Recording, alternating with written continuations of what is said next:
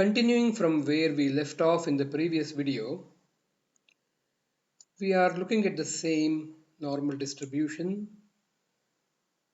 which is having the mean at 300 with a standard deviation of 24, which is what we had set it up in the last session. Alright, in this short video, we will be looking at some of the properties of the normal distribution. I have listed about half a dozen of them here, starting with the notation. So we denote a normal distribution using a generic notation such as this.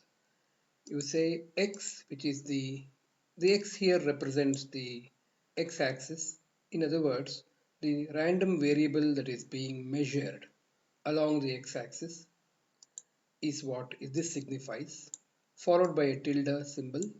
You can find this on your keyboard just below the escape button. ND for normal distribution, followed by the parameters, namely mu and sigma in brackets, the mean and the standard deviation. The next property is a very simple one, which is very obvious from the look of the diagram, that it is symmetric about the y-axis. The y-axis is the vertical axis, so let us just draw it. Let us just enable it here. I have put the formula. Don't worry about this formula for you guys, because you need to know a little bit of Desmos on how to do that. It's a very simple thing, but at the moment you can ignore it. So this is the vertical axis, a line segment, and you can notice that the right and the left are mirror images of each other.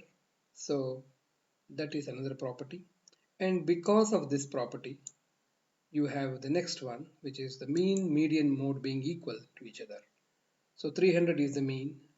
You can appreciate and understand that obviously 300 is also the median, because you know what is a median. It's the middle value. So, and the mode, which is the height or the frequency of recurrence of the values, which is the most frequent, sorry, the value that recurs most often is going to be here. The height, which is proportional to the frequency of occurrence, is the mode, and therefore mean equals median equals mode is evident from this diagram as well. The next property is that the curve extends infinitely in both directions. That's why if you look at this, when we have set up the curve here, Desmos by default sets up the minimum and maximum values for the curve as minus infinity and plus infinity. Of course, we can change them. So that's the next property to pay attention to and understand it. Now the area under the curve, which is the shaded area that you see here, it ranges from 0% to 100% between the extents minus infinity to plus infinity. The probability is proportional to the area. You understand this because we have seen in the earlier cases also of discrete distributions that you can have relative densities, probabilities being equated. There are two different approaches to arrive at the same thing.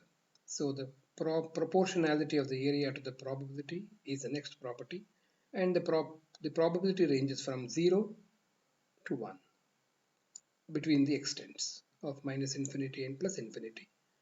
The probability of any given value of x is equal to 0. Of course, we never really calculate the probabilities for a given value of x, and from geometry also it is quite easy to understand that the area under the curve, which is proportional to the probability, as we said in the previous line, area of a line or a line segment is really 0. So therefore geometrically also you get to know that the probability, these probabilities of x being equal to something is always 0. We can only have cumulative probabilities. We are going to see that in the subsequent videos. The last two properties are basically that the curve is asymptotic to the x-axis. This simply means that as and when you keep going to the right, the area keeps, progressively reducing, because the curve starts approaching the x-axis but never really touches the x-axis. Even after you go to whatever length you want to pursue or follow this curve, you will notice that it won't touch. Desmos is a beautiful tool to actually understand this concept. So let me zoom this and show you that if you keep going towards the left or to the right, you can actually, I urge you to try this out yourself. Take any standard deviation, any mean value, set up the diagram on Desmos. It's a freely downloadable tool, as I told you. You can notice that as and when you keep zooming, you can keep zooming all lifetime. You will notice that it never really touches the x-axis. You can use the shift and scroll buttons to drag them. Sorry, you can drag using the mouse by pressing shift on the x-axis and the y-axis, and you will notice that it doesn't really touch at all. So now we can restore it to the previous shape by clicking back on this button. So this gives you the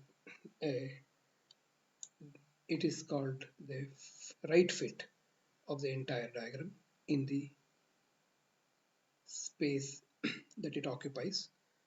So this is the asymptoticness of the curve, as they call it. And finally, we have the empirical rule. We'll cover this in the next video. Thank you.